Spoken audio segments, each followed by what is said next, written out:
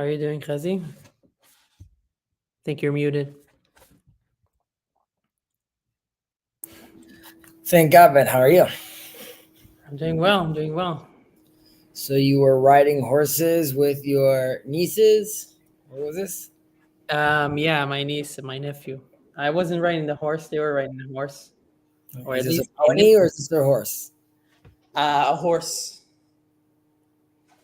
And my niece was supposed to ride as well, but she was too scared. It was her first time, I think, on a horse and not on a pony being like ridden, um, held. So she was she got a little scared. She decided to stay back.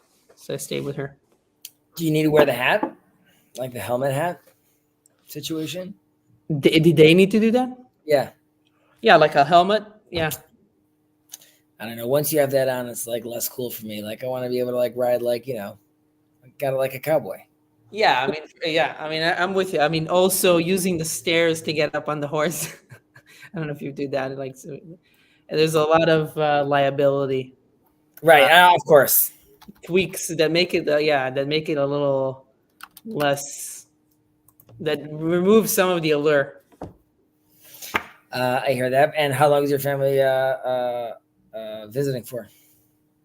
They were like for 5 days. So this is actually my sister's family that moved to the States just a few months ago from Israel. So they're relocated temporarily here, and then so they came to visit me as well. So great to have family though over. Yeah, it was really nice. Yeah, because I saw them not too long ago around Rosh Hashanah, Uh-huh. and now they came back and now they're here. So yeah, it's cool to be able to see family more often. Wow, what a privilege. I'm very, very happy to hear that. So I hope they have a fantastic time together. Yeah. All right, let's get cracking.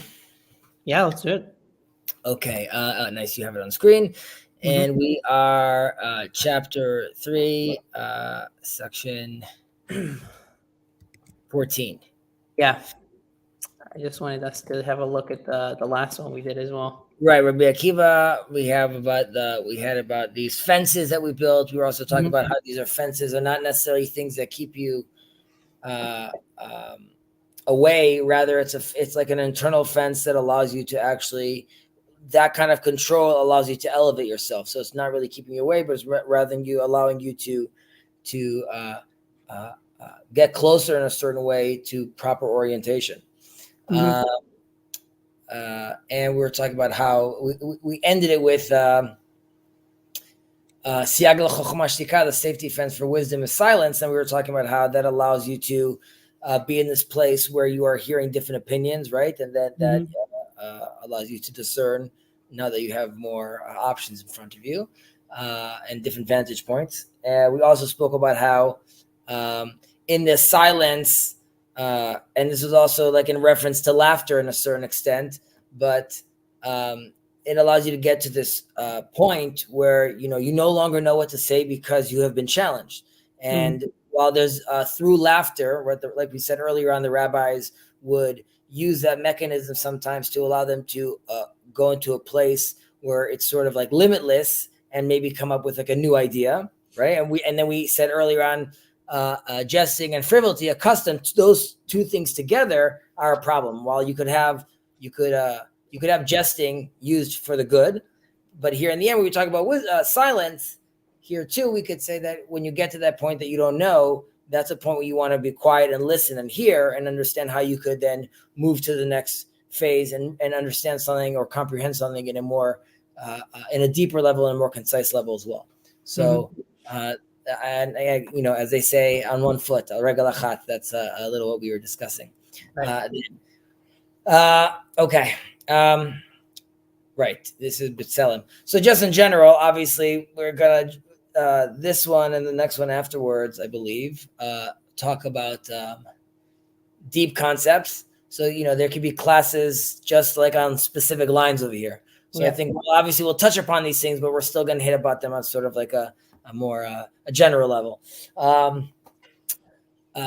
Hu haya omer, who is Rabbi Akiva, as we said. חביב אדם שנברא בצלם, חיבה יתרה נודעת לו שנברא בצלם, שנאמר כי בצלם אלוהים עשה את האדם. חביבין ישראל שנקראו בנים למקום, חיבה יתרה נודעת להם שנקראו בנים למקום, שנאמר בנים אתם לאדוני אלוהיכם, בנים אתם לאדוני אלוהיכם. חביבין ישראל שנתן להם כלי חמדה, חיבה יתרה נודעת להן שנתן להם כלי חמדה, שנאמר כי לקח טוב נתתי לכם תורתי אל תעזובו. And in English, we have over here, he would also say, beloved is a man, for he was created in the image of God. It is a sign of even greater love that has been made known to him that he was created in the image, as it says, for the image of God, he made man.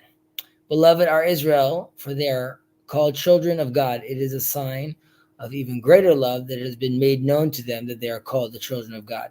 As it is stated, you are children of the Lord your God. Beloved are Israel, for they are given a precious article. It is a sign of even greater love that they have been made known to them that it was given a precious article. As it is stated, I have given you a good purchase. My Torah, do not forsake it. Beautiful. All right. So, off the bat, I think we see over here, there's like different categorizations, right? We're calling, there's man, there's Israel, but looking at them as banim. So we have like children, we have tselem over here, and we also have like this kli chemda. So there's like these different levels that we see over here, which I'm sure we'll get into as we break it down. But so one is, different concepts of this word tselem, the image of God. As they say, Gio nishpach v'kul masun nishberu. A lot of ink has been spilled on these kind of concepts. But there are obviously different takes. One of them would be understanding that there is a unification of soul and body. And this would be like the Maharal, which is a more Kabbalistic understanding, which is this recognition, this tselem is in a sense, this soul and body connection, unification that allows it to, in a certain sense, resemble what God is trying to have us experience through him. Rambam would say that this is the fact that we are aware of this, right? This is the extra gift. This is already in the interpretation they have in the translation of English over here, which is consciousness in a certain way. The tselem is the fact that we are aware of this, that we could comprehend in this fashion is that tselem in a certain sense. There are interpretations that the tselem is that the creatures of the world are aware that man is an image, that we're different in a certain sense, that it's sort of a pronouncement to the world itself. There is also a sense that we're talking about this is like an early stage of like us being an offspring of Hashem and we're created. And this is, these are like the first fruits sort of that God creates. This is the tselem. And obviously there's like, God is very joyful about this experience that he made this tselem that in a certain way resembles his image. And there's that joyful sense that God is very happy about the fact that there's divinity inside man that could resemble him as well. There's a sense also that we should focus on the idea of Adam that it talks about here of man. And while there are some that interpret this being specifically talking about, still talking about the Jews, Tosfot and others look at this as speaking about all mankind. And also the verses later on speak about like Israel. So there's also a sense that like this is clearly talking about all mankind. Mm-hmm. And there's this sense that we're talking about man and later on we're talking about Israel. But generally speaking, there's the understanding that even the non-Jews still have a sense where they could level up still. And, there's a concept of conversion, right? So like, it's not that the soul itself is limited for some like genetic reason. The Chibaya Torah is the idea that Israel is being singled out for this, but it's still an invitation for all mankind, in a sense. And this is still all of that still just for the first one, or all this is still for the first one. We're just talking about the fact that there's tselem, the image, the fact that we're talking about this chibaya terah. So we're still talking about that essence. There's the Ramchal believes that the tselem, the image, is free will. That is where the image presents itself in a certain the way he interprets it, at least. There's also, it mentions over here that this is from Genesis 9:6, but we have we have an earlier verse where we talk about God's image as well, and it's a question like why we don't talk about it earlier.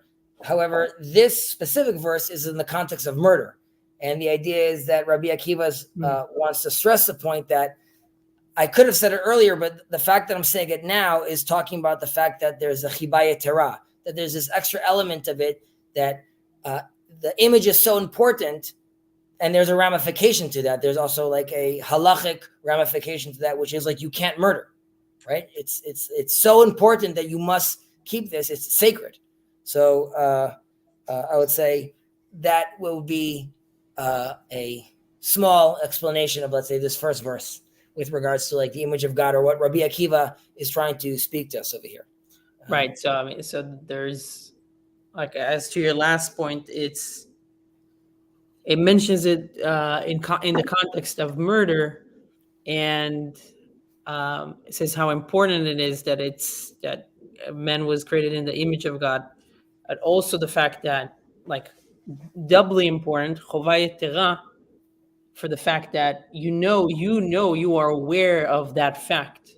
Correct. It was made. So it's like, I mean, I guess we have discussions about that when we talk about tshuva, or where people are at and how they engage with Judaism, or the things that they can do, and there is importance for what they know, and how intentionally are they rebelling or disagreeing or doing the things that they are doing. So like the kavanah. So that sounds like in the same vein as well. Yeah, and as you mentioned, that hits all the general ideas we discussed in this first section over here, which is, if man's intention, then you need to have obviously consciousness and awareness of that. And if man's intention, obviously, then you also are touching upon the idea of free will. So all these things are obviously intertwined, and in a certain way, that is also like the additional love. It's where you have this beautiful mix of different possibilities through the concept of the image of God. So then we move on and we say, Chavivin Yisrael shenikru banim lamakom. So here, like we said earlier, we were talking about Selem. Here we talk about Banim, right? Children. So this is in a certain sense like a second stage where it's more than just like having a Selem, which is like more general, right? There's like man. There's now a son. There's something that has there's like a legacy sense. And when God goes to Abraham and says, because I see you're going to teach this onto your kids and to your sons, right? This is where the Hebrew story starts, where Israel starts. Up until now, God was sort of searching out in the world, right? There's some failed attempts with Noach, with Hanoch, and there was an image, but we got to a place where that image in a certain way gets corrupted, right? We have the flood. And then again, we have another search which comes to the Hebrew. And so we're talking Banim. There's a sense that it's like it's not the general sense of man that has God's image. It gets a little more focused with it's now a son with the image of God that is continuing a certain lineage, a certain a path, a legacy forward. And very interesting. You kind of remind me. This is a little bit of a tangent, but I was just listening to somebody but a rabbi talking about Abraham, and it's Chayei Sarah, the parasha for the week, and it talks about how Abraham also marries um, Torah. Torah. And so the rabbi was talking about this this dual motivation, if I can call it, Abraham's motivation of, I need to create nations. I want to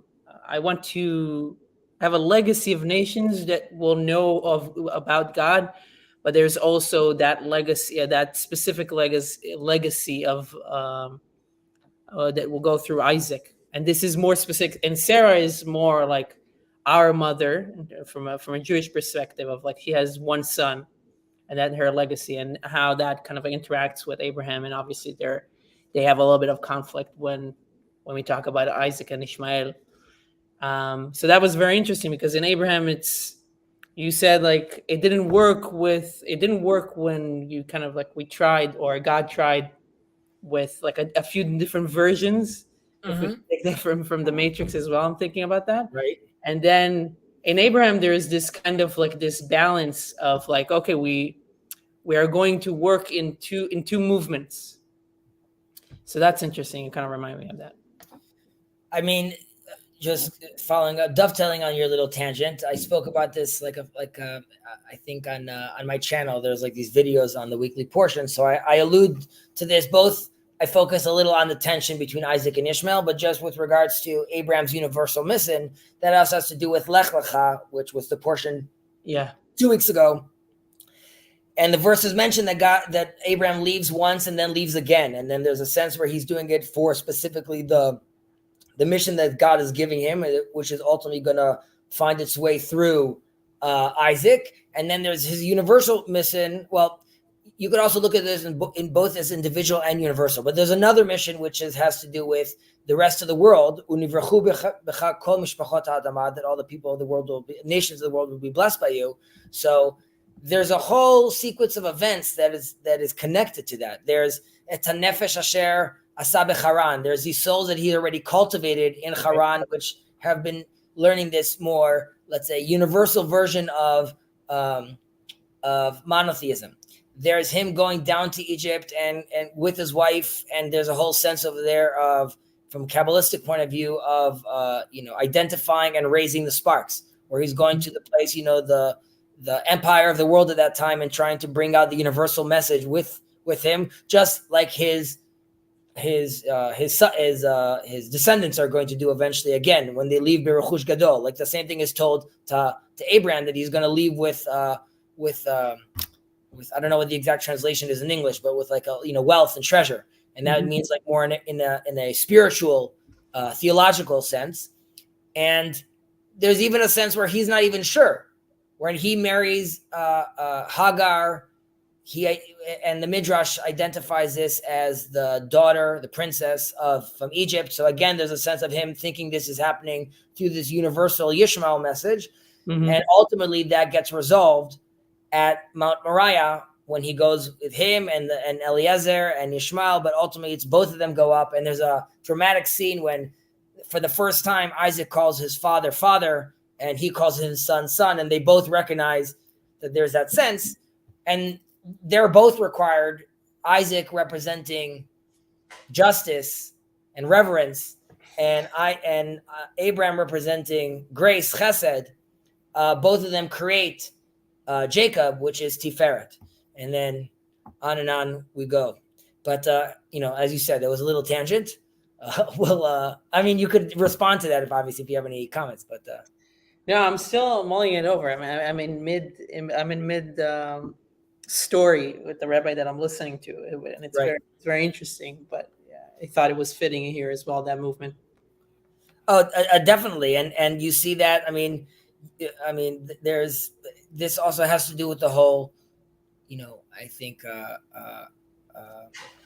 the whole Noahide movement, basically, which is there's a sense which is there is obviously Jacob, and this is his channel. He'll disagree with this. We've been having a conversation about this recently, but like I believe that that the fact that Israel has come back to its place, its nation, its land, and it could now finally, in a certain sense, represent itself after 2,000 years, right? So there's a sense now we could finally have that discussion, which is more about the universal message, which is talking about all of us, coming together. And there isn't, not everyone needs to convert, because everyone does have their own pathway. And ultimately, as the prophets say, all these nations to become part of God's, they're all God's nations, which is not unique to Israel.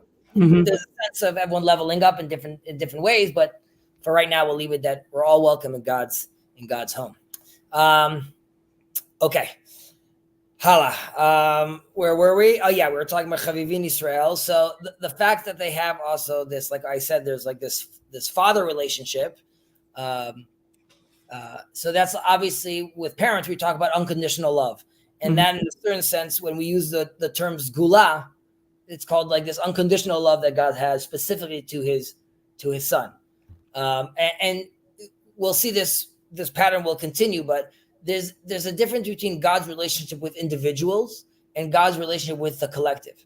And there's a sense that all individuals, we're also told in the Talmud that like the Gentile could get to the high, could reach the level of the high priest, right? So holiness could be found through the individual, and other world religions offer that. There's a sense where, as a collective, Israel is offering, or Israel as a collective could be holy as well. Vayamachanecha kadosh, your whole camp would be holy, and there's like another dimension over there.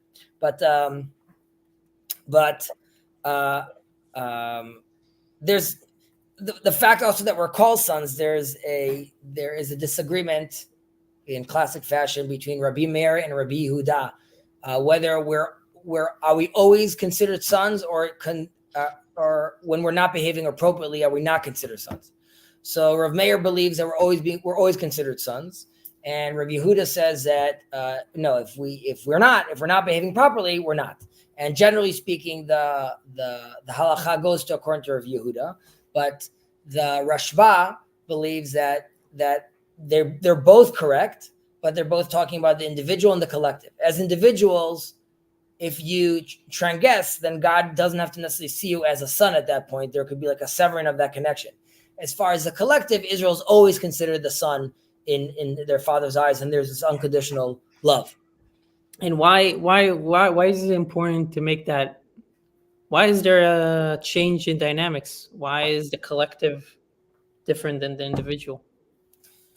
Well, I think that there is a conversation that God is having with, like we just said, with like the Tselem, right? Mm-hmm. And there's Chavivin Israel is now talking about the collective already. As far as Israel, the Tselem has a relationship with God. They all bear God's image, right?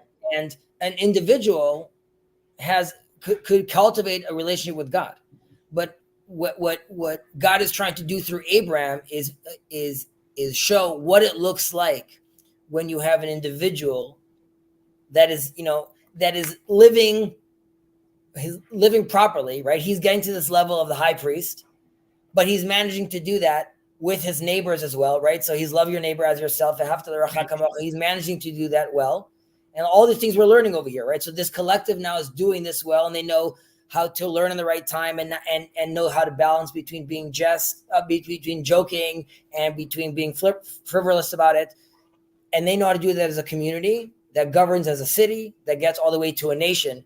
And that is what God is trying to, through the nation of Israel as the priestly class to the nations, is trying to embody.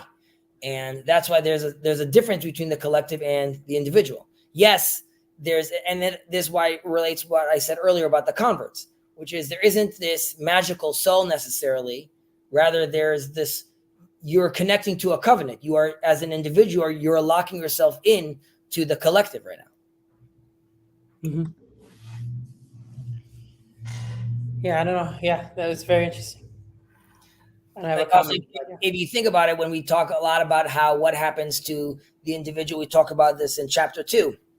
There was a lot of focus about if you do certain acts, you get removed from the society, you get removed from the world. And like, that's the big fear, that you find yourself alone as an individual. And how long can you survive as an individual if you're trying ultimately to, see God in like, if you're made in God's image, the place you're going to see God is in the image of other people, and that's happening as a group.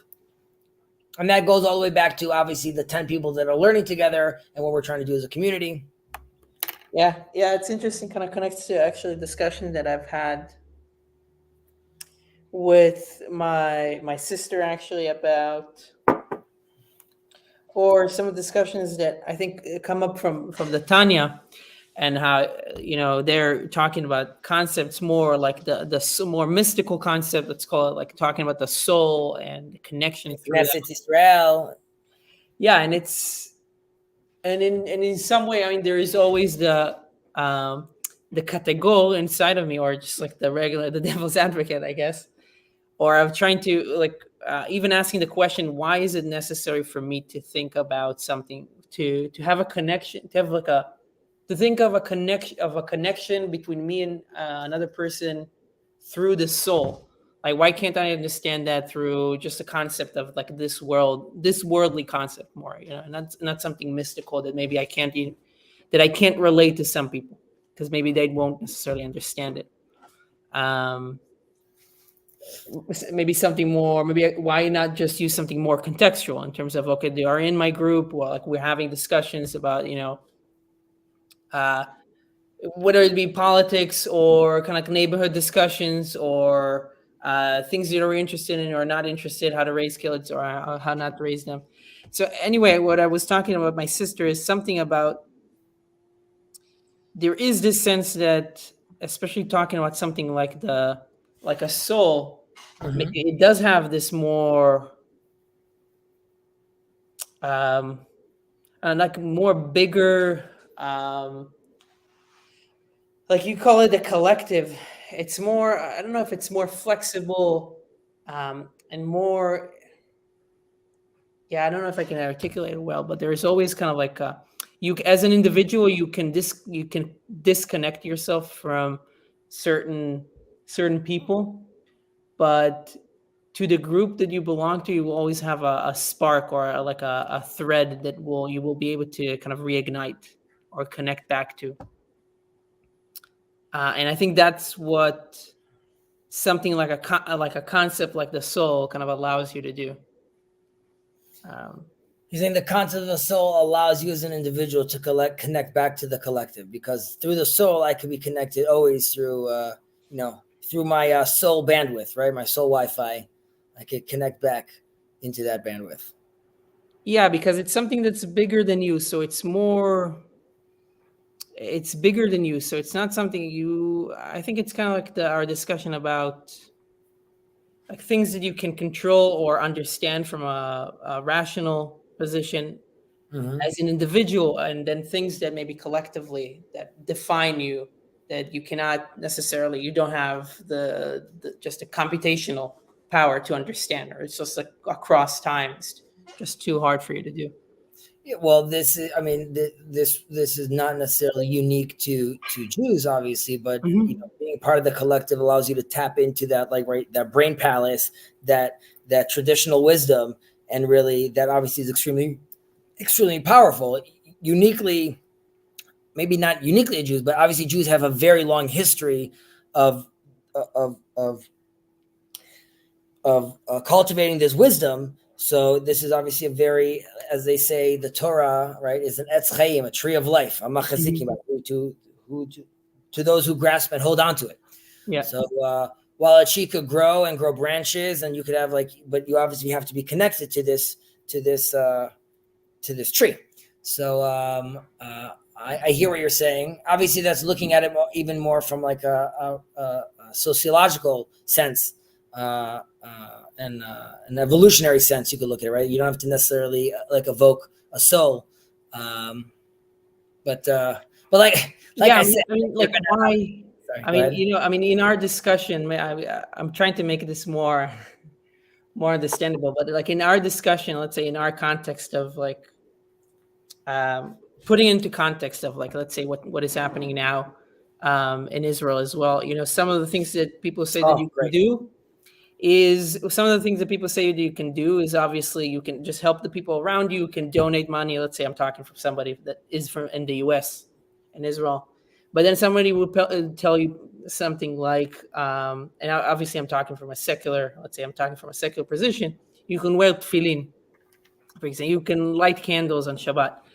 And when I think about that, that is what I think is like connecting to the soul, because part of what is could be helpful in that is that what you're doing is you maybe you're not connecting to a specific person, but you're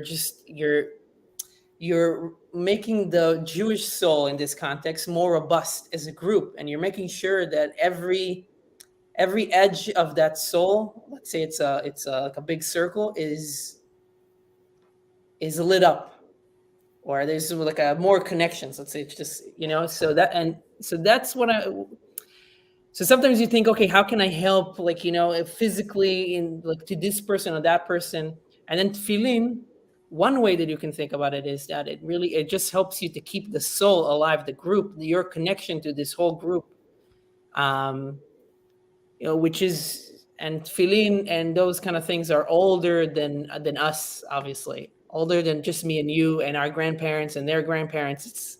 It's something that connected Jews, a certain group, for a very, very long time. So that's how you kind of like make sure that you are connected to that. So I'll just, because what you said reminded me something. I want to try, I see if I can connect this, but it reminded me of this conversation I was having also with Yosef and Jacob with regards to Israel. But Rav Kook, in his book Orot and in other places, he discusses how there's a chutzpah of this generation, but he talks about how this chutzpah of this generation that is manifests in the idea that it's the secularism and the fact that they're not accepting the yoke of Torah in a certain extent. He says this rebelling is because there's a sense that we want to be able to do it ourselves. And this alludes also to a verse where talks about how God took us out of Egypt by our hand, which is alluding to the fact that we sort of had to be forced, right? Mm-hmm. And the verse ends with ultimately we're going to make this choice out of our own hearts. And Rav Kook talks about how he talks about, or we'll use an example, how the pilot that is flying for Israel right now, right? He is fighting for Zion, for Israel, for its people through the generations. Like, that is very, very worthy. What we don't want, or at least what I don't want, or seemingly what Rav Kook didn't want, wasn't that someone now will say, to help, I'm going to put on tefillin, right? And I'm not going to do this flying of the plane stuff. I'm going to focus on doing this tefillin, and this is how it's going to work. And for a lot of people, like, doing that deed, right, or putting on tefillin or lighting the menorah, how does that help with like world hunger or with climate change, right? Like, it's not like, it's not big enough. But what you're mentioning and what Rav Kook is mentioning is that this pilot, what we should see is that they are wanting in the world, even the social justice warriors, even the woke people, they are trying in a certain sense, and obviously it could go very wrong. Yeah. But from a macro perspective, we are trying to see how it's all interconnected. We can't talk about the intersectionalities, talking about that, how all these things basically meet up. And we need to talk about how justice for the people and how this is the counterliners are affecting those people. And like, we're trying to find all these different connections out there in the world because we're really, really trying to hit these things on a much bigger level. And I want the pilot to realize that through his work, through him being a pilot or a mailman or a teacher, they'll want to connect and recognize that even the phylacteries, themselves are also the part of the interconnective elements as well. And that allows you then to connect, like you said, that allows you to anchor your connectivity. Because yes, you still need to be doing all this stuff. You need to be fighting. You need to be doing everything you can for global warming, and you need to do everything you do for world hunger. But if you want to anchor yourself through a passive orientation, then yes, those practices, those traditions that you're doing are constantly allowing you to feel connected to your group and feel part of a collective because they've been doing it for all those years. And that kind of energy can now push you forward to doing it. And that's why I fly. And that's why I do this. And that's why I do that. Right. Yeah. Actually, so I just thought of, I just thought of an example for Christian listeners too. Something that I remember Peugeot talking about when Jesus gets is when there's a woman that uses perfume and puts it gives it to Jesus, and I think maybe does something to his feet, anoints him, and then somebody tells him, like, why didn't you use that expensive perfume to maybe give to the poor? That would make more sense. I think that is the same discussion that we're having here, in terms of there is a time or there is a space to fight world hunger or do things in the physical world, in the specific context, and then there are things where you want to worship something that is above them, so you can sustain the purpose itself. So yeah. And that's what Jonathan Peugeot was basically talking about in his conversation in the Ark. I don't know if you saw that one. Yeah. And he, alludes, he's like, what's our point of orientation, right? What's at the top of the hierarchy? Mm-hmm. And, if it's tefillin and what's connected to tefillin, right? The source behind tefillin. So, all is one. And because all is one, you're doing this. And tefillin is a great example.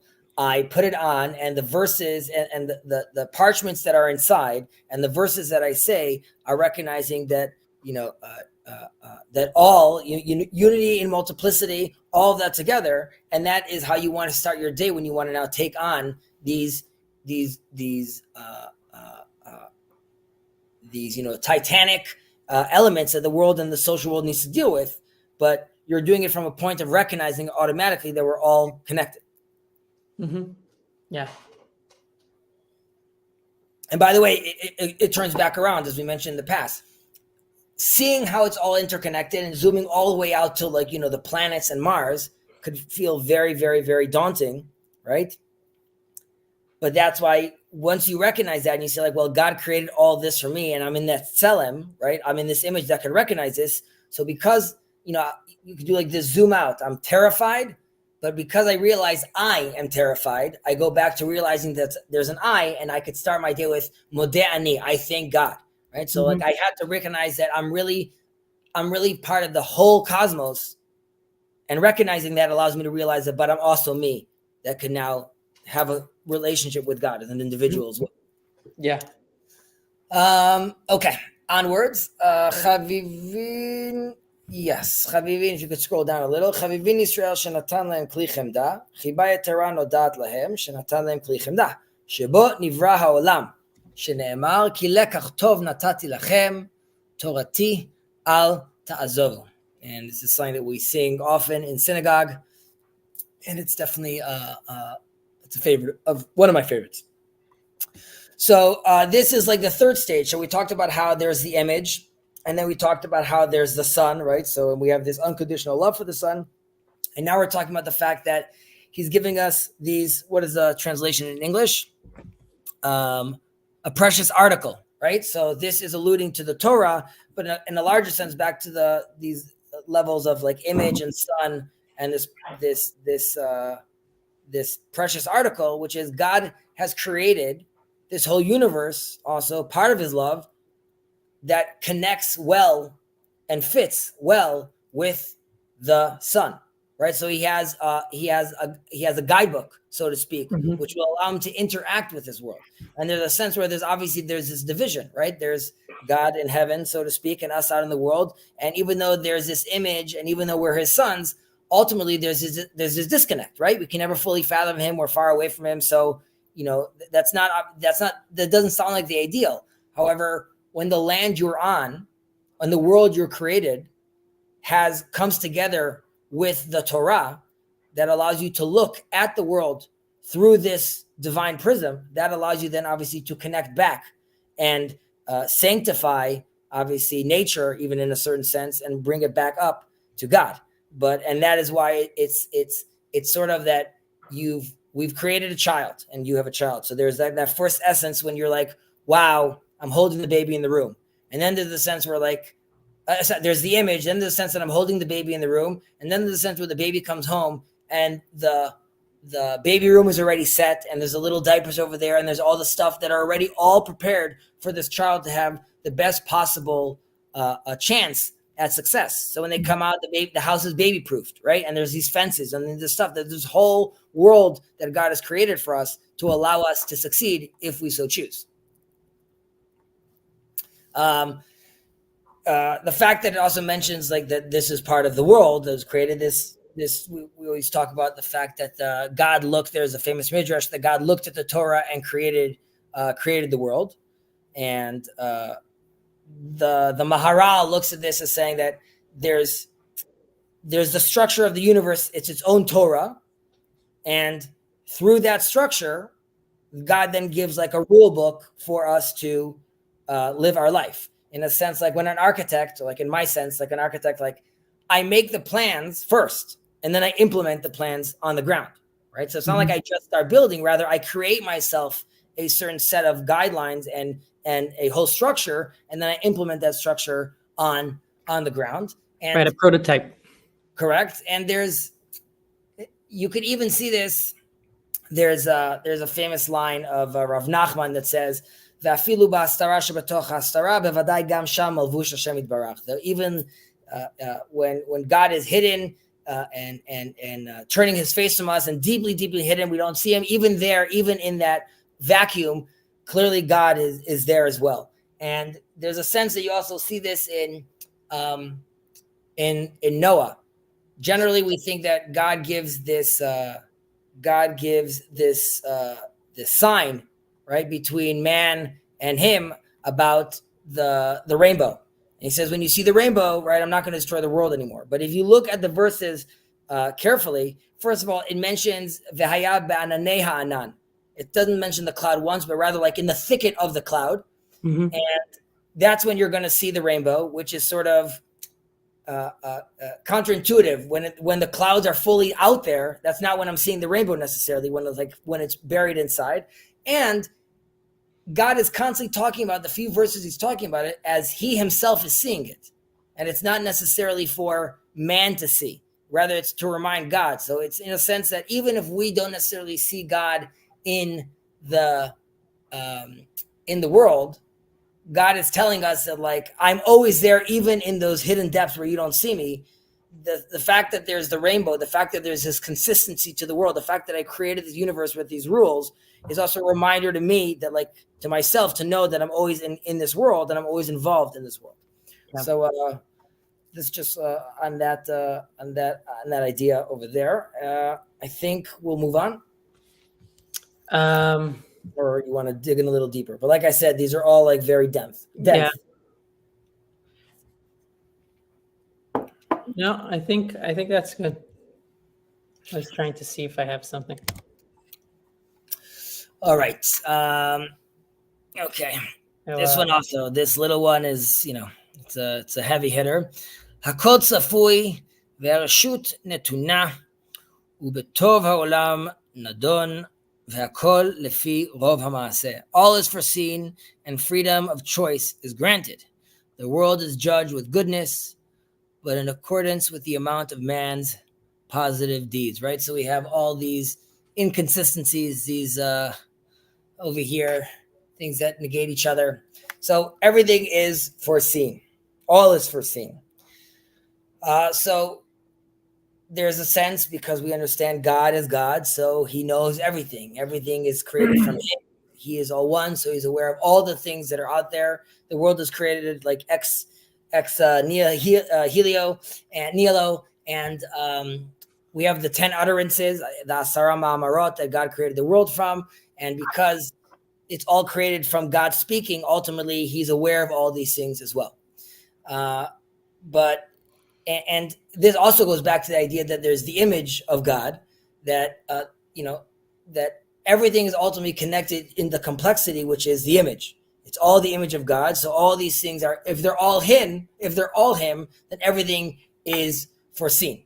Yeah. But then we are hit with this verashut netuna, and I would say the first thing would seem sort of counterintuitive. I mean, not counterintuitive. Would seem like a prerequisite, obviously, that God is all knowing and that's everything is all foreseen.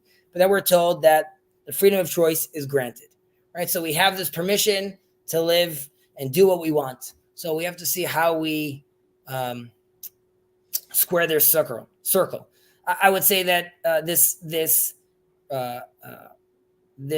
has a strong resemblance, in a certain sense, to the particle and the wave, right? And we have like a superposition, and these are two things that are both at the same time. And there's also a sense of like how, your vantage point, how you're perceiving them, and in what context are you perceiving them, and how are you categorizing these things.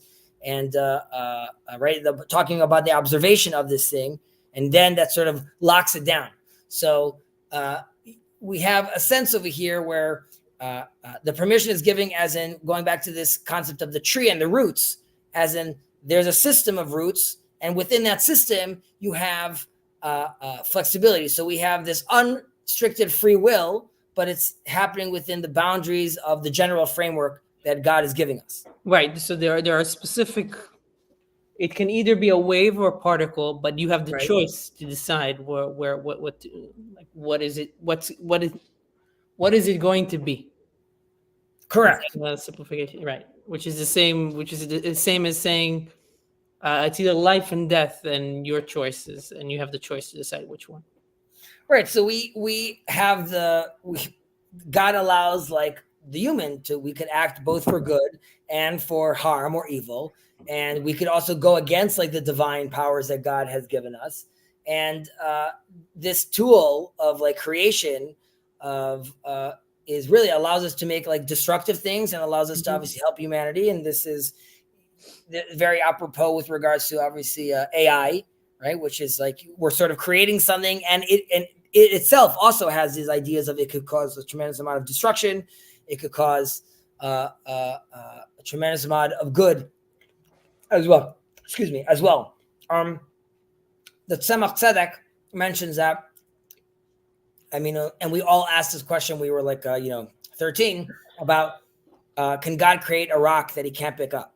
Mm-hmm. So the Tzemach Tzedek says, yes, the stone that God can't lift is free will, right? So God is making, going back to the architect analogy.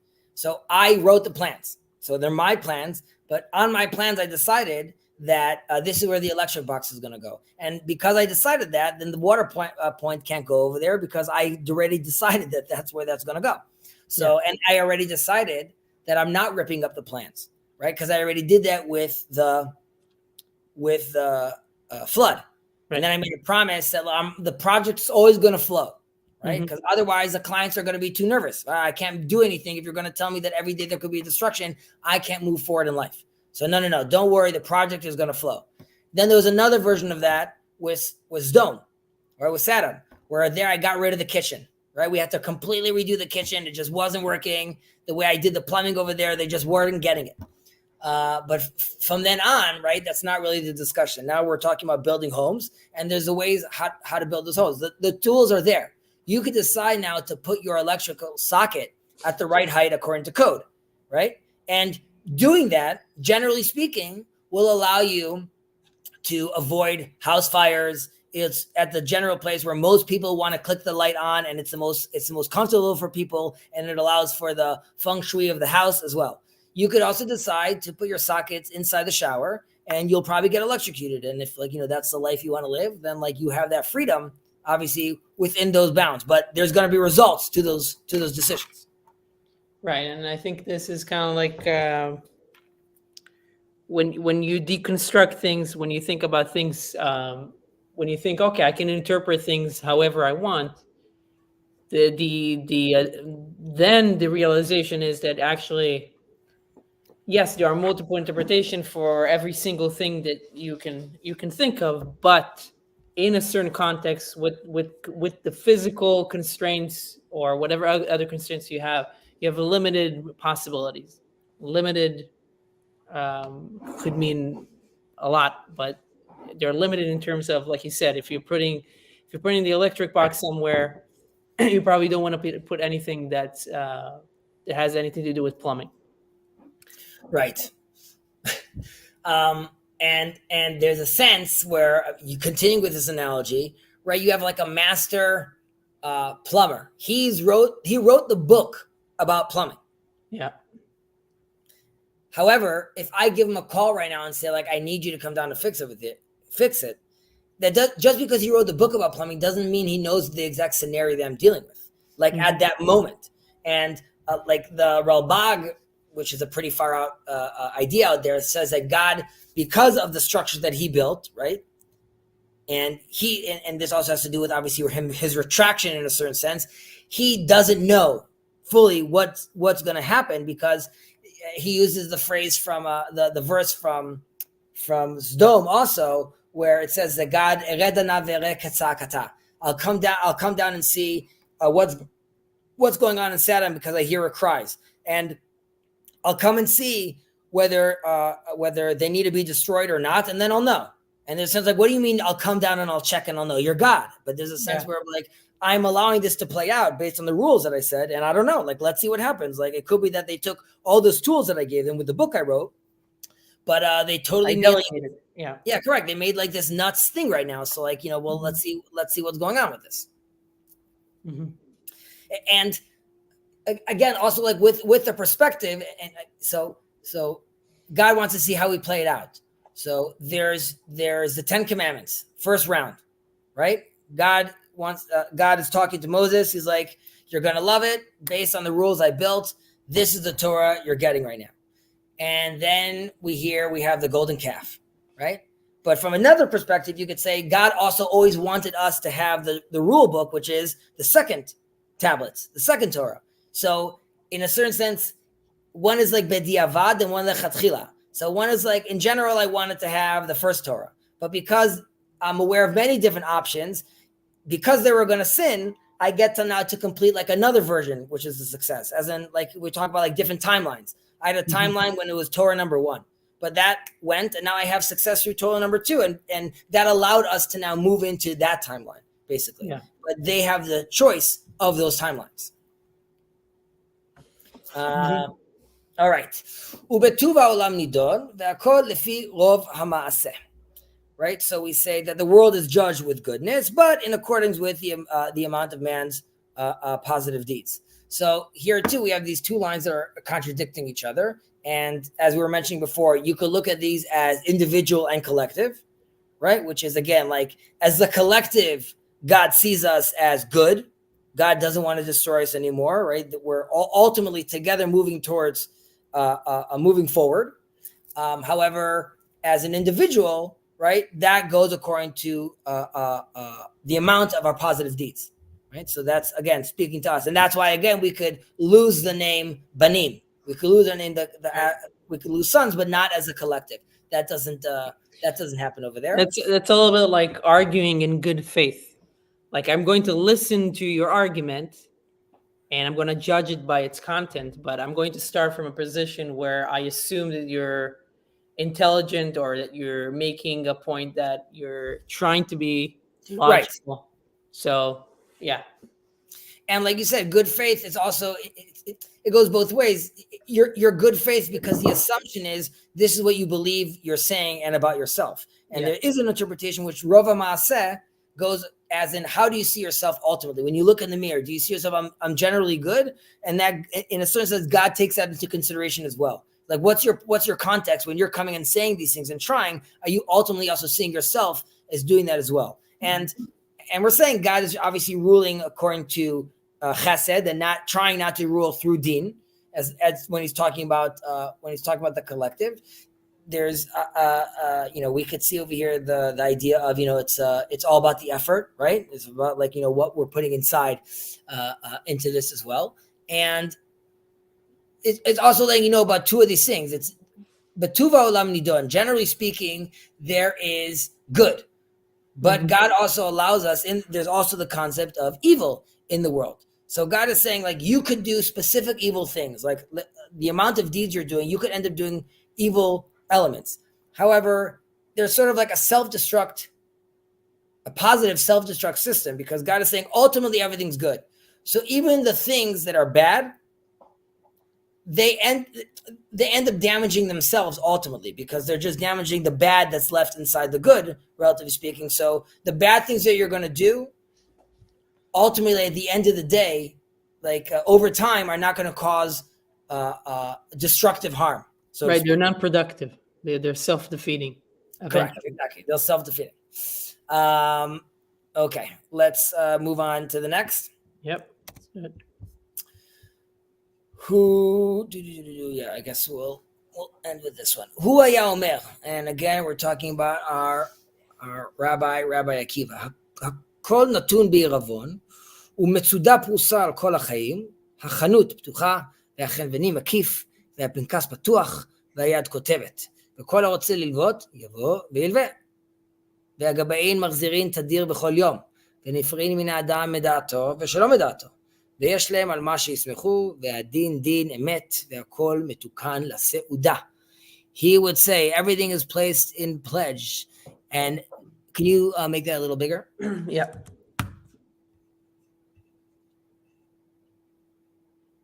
Mm-hmm. And a net is spread over all the living. The store is open, the storekeeper extends credit. The account book lies open, the hand writes. And all who wish to borrow may come and borrow. The collection officers make their rounds every day and exact payment from man. With this knowledge and without his knowledge, with his knowledge and without his knowledge, their case is well founded. The judgment is a judgment of truth, and ultimately all is prepared for the feast. Very poetic, very beautiful. So what are we saying over here? Hakol natun be'iravon. So we're being told off the bat that like our actions are not, they're not without consequences ultimately, right? You're making a pledge over here, and they're saying pledge. You could look at it as a collateral that it also in a spiritual sense. You have to realize the things you're going to do, you're taking a collateral, and ultimately there's consequences to how you act. And there's interpretations that we're talking about over here that hakol, everything, means the person's body, the person's family. Like you have to realize everything is fair game at the end of the day. Like you're playing this at it's the highest stakes possible at a certain extent. So people have to realize that when they're thinking about these things. There are interpretations that say that hakol natun bi'ravon, everything, and iravon also means aravim, zebazeh, together, that we're all interconnected, and everything that people do affects the other person at the end of the day. Sort of an understanding of, let's say, a butterfly effect, and the fact that we're all responsible for each other. So not necessarily about this credit that you have or this collateral that you have, rather the fact that we're all interconnected.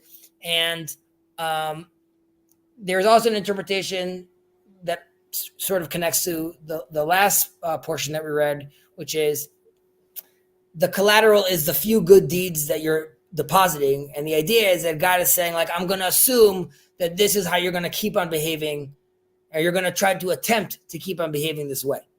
But, you're taking obviously a risk. You're doing this at your own risk. And then we're told over here that the net is spread over all the living. Metzuda prusa al kol ha'chaim. So first off, you might think between your family or the government or your teachers, you could manage to get away from things. God is letting you know, no, with regards to the relationship with me and the Creator, the net is spread over all aspects. So there's no getting away from this in a sense. What's Metzuda? What was that? Metzuda means you could look at the Metzuda also as a castle, but it could also be a fortress, but also like a netting around and like a reshet. But the interpretation, and also from Tzeda to hunt, but the interpretation, generally speaking, is that the Metzuda the net is the evil inclination that's in all aspects of our life. It's in every corner. You're always dealing with these temptations, and they persist throughout your life, and they renew themselves continually. You're always going to have to deal with this netting that's around you, that seemingly is also limiting you from elevating yourself, from transcending yourself. And from every generation, you always have to deal with it. And evil also presents itself in every generation accordingly, right? It's not going to present itself. I'm sure there's similar trends, but there is evil that they were dealing with in in the 1800s, and there's emails that you're dealing with today, and they all have their own, they emerge differently, but they are connected to this general netting, this evil inclination that's around us all the time. And the fact that it's throughout your whole life also alludes to, there's temptations that you deal with as a child. There's temptations that you deal with when you're older. There's temptations that you deal with if you're rich and how to deal with that kind, or celebrity with that kind of pressures. And there's the temptations you deal with if you're poor. So they cover all aspects of life at the end of the day. Now, obviously begs a question, which is, we just said earlier that ultimately, betuv ha'olam nidon, right? The world is judged like by good. So what are we doing with like this evil inclination? And this brings us all the way back to one of the interpretations of why Adam eats from the tree, is because the tree of good and evil, Etz Hadat Tov Ra, is, if there wasn't evil inclination, I can't play the game with free will, and I can't play the game for real. Because if I don't have that evil inclination, then of course I'm going to pick the good. There's no question. God is telling Adam, you could eat from all the fruit over here. Of course, what other option do I have? That's like, I only see good. That's all I know what to do. So that's like what I'm going to do. But if I want to be able to go from this fruit and not this fruit, and I want to experience things, and I want to be able to make the choice for myself, then I need to recognize, I need to be able to see good and evil. And obviously I'm taking a risk doing that. But that is, in a certain sense, what we want to do, which allows us to then do the good deeds out of our own free will and allow us to actively and consciously come closer to God. So that separation is needed for us to actually move forward back towards Him. Mm-hmm. And to make conscious choices, and to make specific choices. Yeah, I think Viveki once put it in a very nice way, that I just kind of remembered it, and I really, really liked it when I heard it. Is that if you, let's say you're buying a house, or let's say you're an architect and you're building a house, if you remove the constraints that you have, right? People want to remove constraints and think about freedom in terms of just removing constraints. If you had no constraints, if you didn't need to eat, for example, you could just live without eating. If you didn't need to go to the bathroom, that you wouldn't even be able to design a house, because you wouldn't need a bathroom, you wouldn't need a kitchen. Like, you need those things because you have certain needs, because you have certain desires, and then they allow you to act in a specific context, to make specific choices, and then they enrich your life in a very specific way. So and that kind of really, to me, that kind of is another example of how these different constraints actually make you free to make certain choices of where am I gonna, if I'm an architect, I'm thinking, where am I gonna put things? What do I want to optimize for based on what needs, what desires I have, or what responsibilities or anything like that. So I totally agree, and that I think collects nicely with our next line over here, which is hachanut ptucha ve'chenveni makif. The store is open, and the storekeeper extends credit. Obviously, there's the translation over here in a certain sense is correct, and obviously we're losing something in translation with regards to the Hebrew over here, which is Rabbi Akiva is using the analogy of the store, right? Which is a good analogy. The store is open. So first, on one level, it lets you know just the fact that how like God is providing us like with everything we need, and He's extending this credit, which is like this opportunity for like growth and improvement, right? He's saying like, you could take a credit, you could grow, you could do what you want, and it obviously it's telling us about like this abundance of generosity that God is giving us. There's also the sense which, when it's a store, right? You could go to the junk section, you could go get your Coke, you could go get Whole Foods, like you could decide what you're getting from the store at the end of the day. And based on that, you're going to decide, like, we live in a world where, we buy luxury stuff that we don't need, we don't really want, or we don't really need, but these are decisions that God is saying you could put in your cart whatever you want. And so there's like this love, there's this abundance. And again, there's this sense of the freedom that you could be doing. But this goes back again to what we're saying, the constraints at the end of the day, right? Like, so there's like freedom, but it's happening within what? So we have v'chenvanim akif, and it's sort of the storekeeper. Not only is he extending credit, but hakafa means he's surrounding. And the idea that he's sort of moving around, which is there's it's sort of like this attribute of mercy, right? He's not immediately coming and attacking directly. He's creating this sort of circular hugging space around, where he's leaving room and patience, even for like people that are sinning. You can keep on filling up that slushy. I get it. He's like slowly circling, right? But unlike a shark that's like looking to kill, rather he's circling and giving you time. Yeah. And but however, the fact that he's giving us store credit and the fact that he's circling does mean that at the end of the day, there is a certain limit. And, there's an account, and there's going to be a time when, the storekeeper wants to, have a conversation and know, what's due is due.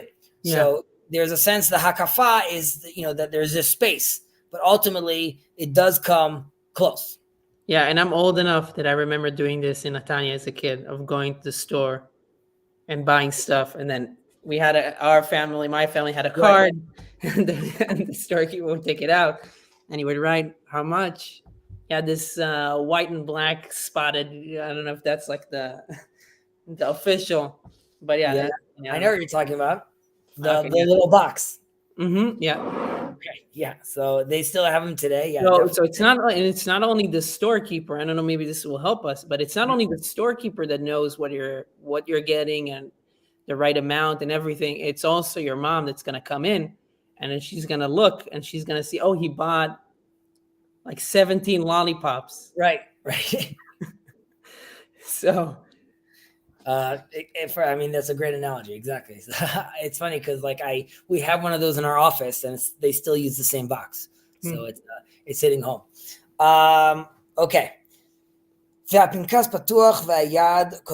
account book lies open, and the hand writes. So again, this also let us know that there's God is in a certain sense record keeping, right? So there's even though it's just continuing, the storekeeper's extending the credit and walking around, and he has his account book open and he's writing down. So this is also it's representing sort of the spiritual account of our actions, right? So it's on the balance, and we're gonna have to see where you are. So we're continuing with the same analogy. The idea that the hand that writes, this is also alluding to different interpretations of what happens when you die, but that you get to see your whole life in front of you, and the angels ask you is this you? Did you do this? And you say yes, and they ask you to write down and sign. And it also has to do with the fact that you're telling God, Baruch Dayan Emet, you judge me fairly, or you the judge of truth, because I myself signed on this. I co-signed on what happened over here.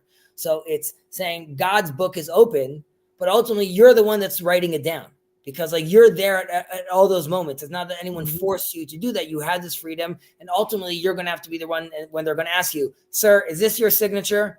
And that's when you say, you could say you don't remember the email, whatever, it doesn't matter. At the end of the day, they show you that, yes, it's that weird signature that only you have developed. Mm-hmm. So I think that's also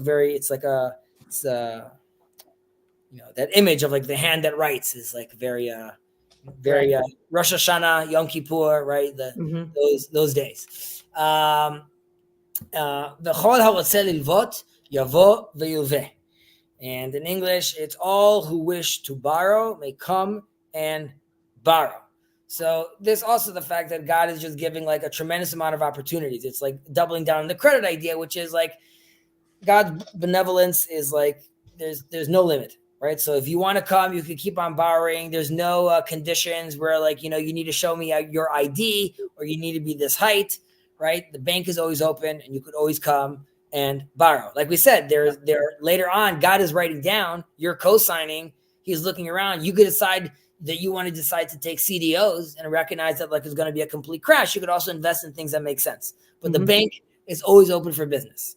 However, at the same time, we're told about the collection officers make their rounds every day and exact payment from man with his knowledge, and without his knowledge, their case is well-founded, right? So we're saying over here that I would say like this emphasizes the fact that there's, again, accountability for your actions, and that like the whole universe, going back to the plans and the architect and all the mechanisms around it, ultimately reality is sort of lets you know to your face what's what, right? Yeah. So these actions are going to have an effect. So I mean, when I see like, a flag of Queers for Palestine, right? Like you could play with that thought experiment. You could also move there and see like how that works out for you. But ultimately, like your actions are going to have results on the ground. So if you like, and you could espouse certain things for a while, but you have to see how far those things take you. Right. And I think that, exact payment without his knowledge, that aspect is also, I feel like it's really hard to see that, examples of that.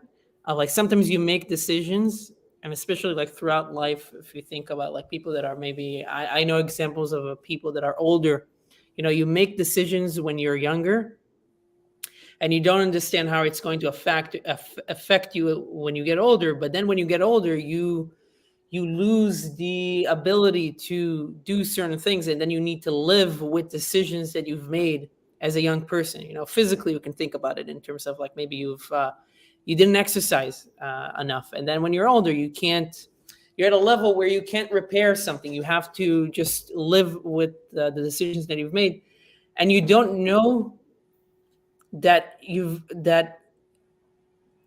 somebody exacted the payment from you until you actually are suddenly at a loss, right? And it's very hard to see people at that position. I mean, I think there's an aspect of that even in the current situation in Israel, even where it's like it's like sometimes you get to a point where, okay, now like we're at a position where we didn't know what was happening, or to some extent we did, to some extent we didn't. Right. But now it's like, okay, we need to live with the situation. We need to live with the decisions that we need to make based on this specific context. So yeah. I agree. And the fact that you're saying that's very hard, right? That's like a hard thing to think about and sort of accept. We're being told that like, not only whether it was without your knowledge, their case is well-founded. The judgment is the judgment of truth. And ultimately, all is prepared for the feast. So, which is Right. That's what you're alluding to, which is like, we don't even realize, but there's a feast at the end of the day. Right. And they're saying like, listen, God is God, and he's God of truth. And the fact that like, there's these rules and like there's a cause and effect, like you're going to have to like deal with that at the end of the day.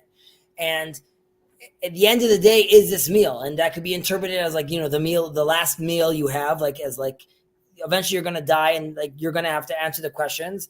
It lets you know that, Hakol, whether it's the wicked or the righteous, ultimately everything comes down to this last meal. Everything concludes in a certain point. And this also alludes to the meal in the world to come, in the sukkah of the Leviathan, of the whale. Mm-hmm. So that we're all preparing for this, and this is like the banquet of your deeds at the end of the day. And and like you just said, like you put yourself in a certain trajectory. Now you could say like, oh, but this is how my father raised me, and that's why we're also framing this at the free will at the end of the day. You have these choices. You have to recognize that, like, while the whole world is your platter and you can play with it. And we spoke about the whole concept of the free will and what the limitations are. So once we explain to you how the game works, now you have to realize like we're doing this and you're preparing this meal with the decisions you're making. Because eventually all these are courses and appetizers and the drinks and the flowers, but eventually you're going to want to present this meal. And, God is going to sit down and ask you like, okay, are you co-signing that this is the meal you prepared? And then you're going to get Gordon Ramsay's, right? So he's either going to tell you that this is amazing, or he's going to tell you you're fired, get out of the kitchen. This is rubbish, right? So I think, we have to deal with that. And just back to to the Gordon Ramsay, he asks them, he's like, and this is crap.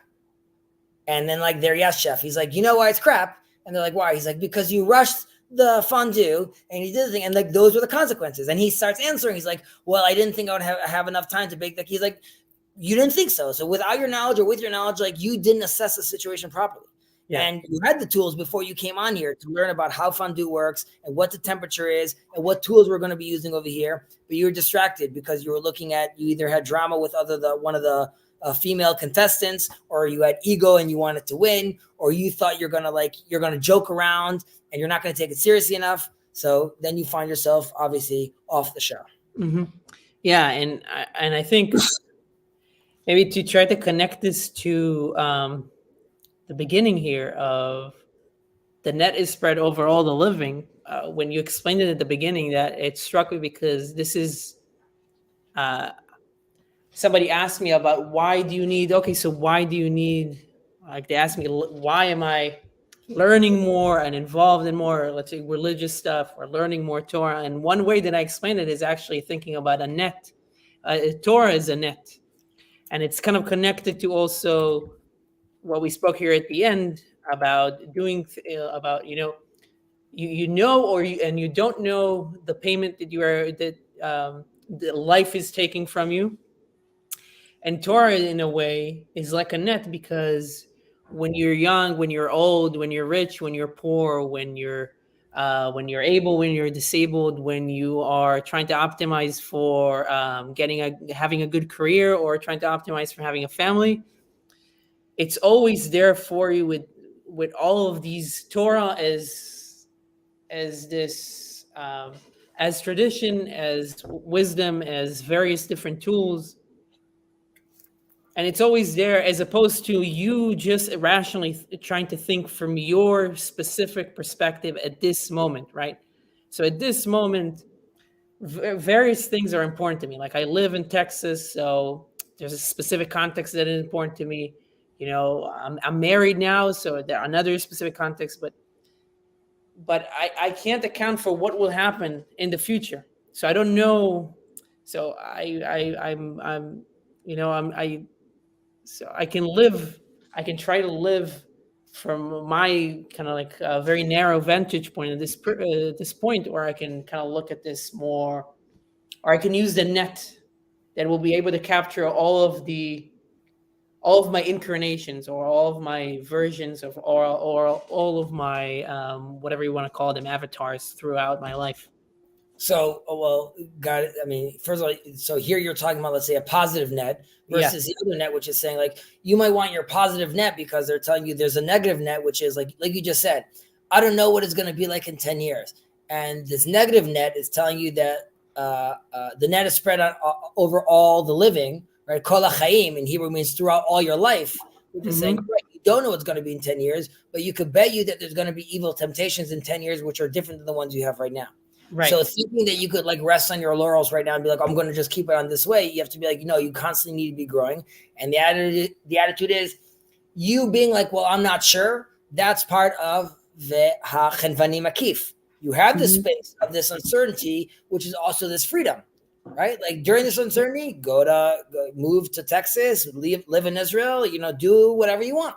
But there's a credit. I'm watching. Things are going to change. And like you have to realize, and this goes all the way back to the image.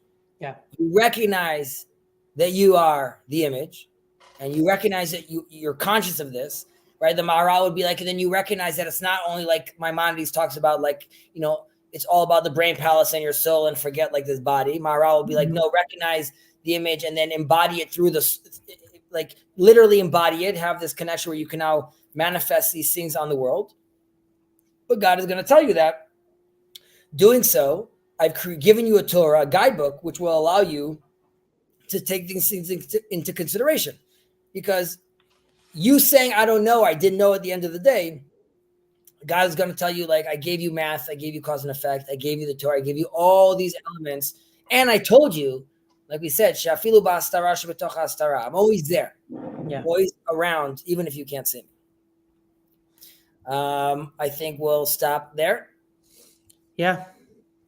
Let's just see if there's any questions. First of all, anyone who's watching, hello. Plevis, hello. Jonathan, hello. Dan, hello. Dan mentions over here, the nations are still permitted to bring up animal offerings. Yeah, I mean, Ezekiel has his own versions. It depends according to which prophet you're reading. Some have interpreted that also as, like we spoke about right now, of an alternate reality. These are different options that we could take. There could be a great war that needs to happen, and there's versions which are a lot more